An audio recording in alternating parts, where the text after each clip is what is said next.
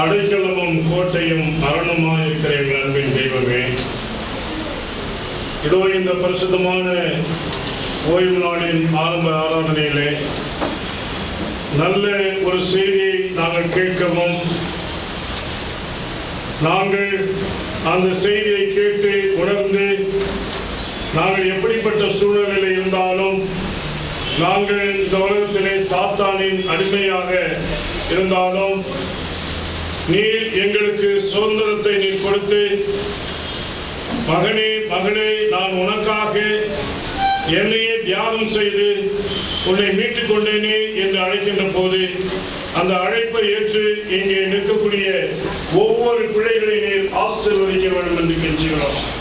இரக்கமுள்ள சுவாமி, இந்த வேளையிலும் விசேஷமாக இந்த அருமையான செய்தியை கொடுத்து தம்முடைய ஊழியக்காரரை நீர் அதிகமாக ஆசீர்வதித்து இன்னும் பலத்த முடிவு செய்யவும், உம்முடைய நாமம் மகிமைப்படவும், அதன் மூலமாக அநேக ஆத்மாக்கள் உம்முடைய சமூகத்தில் வந்து சேரவும், ஆறுதல் அடைவும், கர்த்தாவே நித்திய ஜீவனுக்கு வழிநடத்தக்கூடிய விதத்திலே காணப்பட நீர் திருப்பளிக்க வேண்டும் என்று கெஞ்சுகிறோம். கர்த்தாவே, இந்த நேரத்திலும் சுவாமி நாளை தினத்திலே நடைபெறக்கூடிய கர்த்தருடைய திருவிருந்திற்காக இப்பொழுதே இருந்து ஆயத்தம் செய்யக்கூடிய விதத்திலே தங்களை முழுமையாக ஒப்புக் கொடுத்து வந்திருக்கக்கூடிய பிள்ளைகள் ஒவ்வொருவரையும் நீங்கள் ஆசீர்வதிக்க வேண்டும் என்று கெஞ்சுகிறோம். எங்களுடைய பாவங்கள், குறைகள், மீறுதல்கள் அனைத்தையும் நீர் மன்னித்து உமைக்கேற்ற பிள்ளைகளாக ஜீவிக்க நீர் எங்களுக்கு திருப்பளிக்க வேண்டும் என்று கெஞ்சுகிறோம். கர்த்தாவே, இருக்கக்கூடிய ஒவ்வொரு பிள்ளைகளுக்காக ஜெபிக்கிறோம்.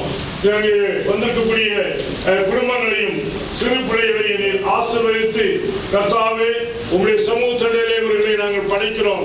இவர்களை நீர் தாமே ஆசீர்வதித்து இவர்களை கர்த்தாவே ஏற்றுக்கொண்டு ஆசீர்வதித்து வழிநடத்த வேண்டும் என்றோம். சுவாமி, நாங்கள் இன்று கேட்டுக்கொண்ட அனைத்து அந்த செய்திகளையும் கர்த்தாவே, அடிமைகளாக இருந்தவர்கள் எப்படியெல்லாம் நீர் அவர்களை ஒளிநடத்தி வந்தீர், எப்படியெல்லாம் சாட்சியாக வந்தார்கள் என்பதாக நாங்கள் அறிகின்றோம்.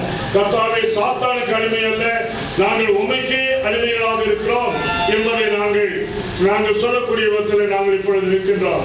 எங்கள் ஒவ்வொருவரையும் நீர் ஆசீர்வதித்து தொடர்ந்து இந்த மீதமான ஓய்வு நாளில் நேரங்கள் முழுவதிலும் இரவிலும் மீதமான அந்த பகலிலும் நீர் கூட இருந்து எங்களை ஆசீர்வதித்து உம்முடைய கிருபையுள்ள கருத்தினாலை தாங்கி பலப்படுத்தி, இதோ இந்த நேரத்திலும் எங்கள் அனைவரையும் நாங்கள் பிரதிஷ்டை செய்கிறோம்.